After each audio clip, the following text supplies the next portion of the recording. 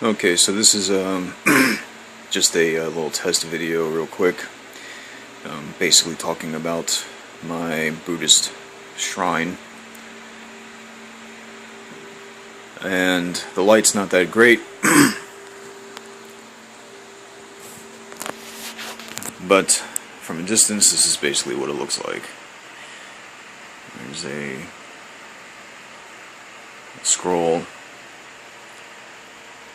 and the light is not going to be able to capture this too good, so I'm just going to try to show you this. Except for the singing bowl, which is at the bottom right here. I'll start with this. Pull this out into the light a little bit so you can see it better. Except for the singing bowl, which is Tibetan.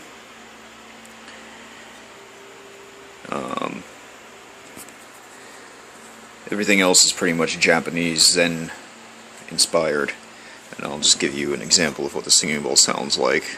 It's really nice.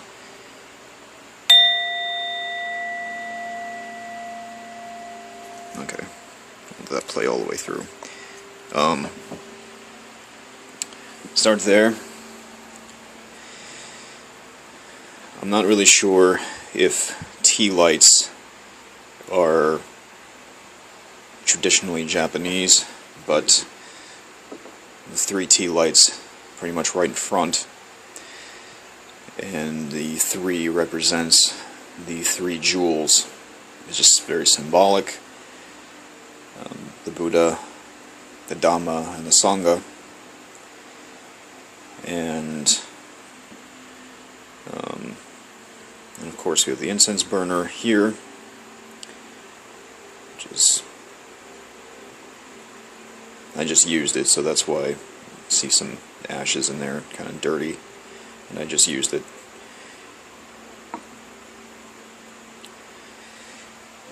And then, in Japanese, these would actually be called juzu beads.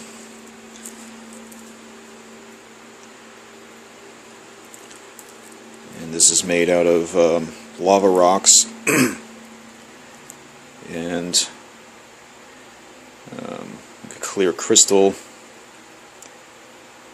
and a red snake knot tassel. Just very simple.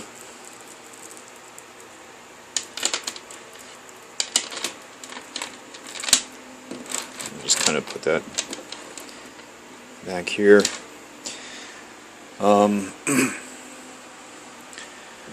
There's some cherry blossoms, which of course these are fake. You don't really have to worry about changing them out too much. And of course, this is water offering cup. And the little shrine itself, which I'll just go ahead and pull this out and get this into the light so you can see it a little bit better. Hopefully. Still very dark, but it's black and red. It's a very simple cabinet. I painted in gold leaf on top, which is basically the Enzo symbol. And on each side of the doors, which close on the inside of the doors on each side, painted in gold leaf, is the character for Buddha. And I painted the inside too, red and black. It's basically little Buddha himself here. This is a very small one, as you could see, but it's based off of the giant Buddha statue in Japan. It's actually very heavy. You wouldn't be able to tell probably from the video, but this thing feels like lead. I don't know how much it weighs, but it feels like it weighs a pound, as small as this thing is. I mean, you can see it's smaller than my hand. So, basically put that back. And the scroll itself, this character here is Zen.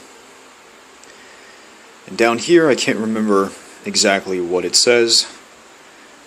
It says something to the effect of all ways are paths, or Zen precedes all ways and paths, or Zen is within all ways or paths, or something to that effect. I have it written down somewhere, and it came with a little card, and it says the exactly what it means, but I don't remember for sure. I can't find it right now, but it says something to that effect, and you see that this character right here in the bottom center, this says Zen. Same thing as a big one, and that's how you could tell. It has something to do with that. So, overall, it's very simple. The scroll, flowers, water, incense burner, candles,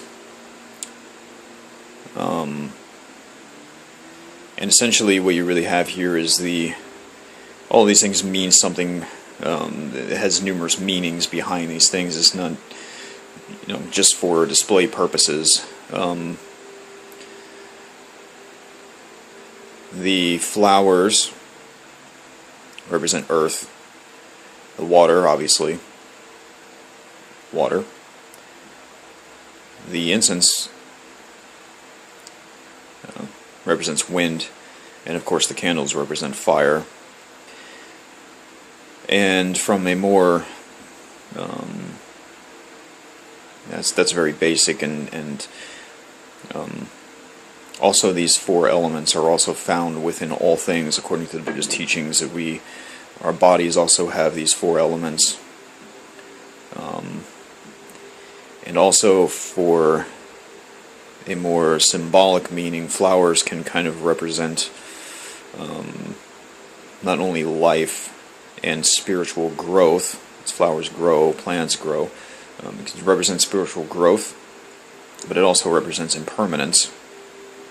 As a matter of fact, all of the elements here represent impermanence, because flowers die very, very quickly. Water is basically for purity, clear-mindedness, totally clear. That's why I put it in a glass bowl instead of something that was painted or some other kind of material. And how that represents impermanence is, of course, after about a day or two, maybe 3 at the most, the water evaporates. And the incense, of course, represents wind, but it also, in a way, it kind of represents the Dharma, how the incense kind of just it's being carried by the wind, but the Dharma also kind of being carried across the world, taught through, by teaching, using our voices, teaching the Dharma. So that kind of represents that. And the fire, of course, can represent light, the wisdom, the light that shines in the darkness of the Dharma, the teachings of the Buddha. And, of course, that represents impermanence as well, because eventually the candles will get to a point where the fire will go out on its own. So, that's my shrine. I will probably try to make this video over again,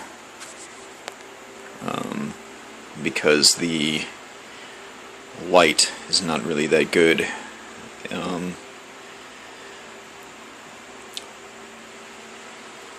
And you see a lot of black and red here. Black and red just happens to be my favorite colors together with white, a little bit of white. But anyway, so it's my very simple Japanese-inspired Zen shrine. Thank you for watching.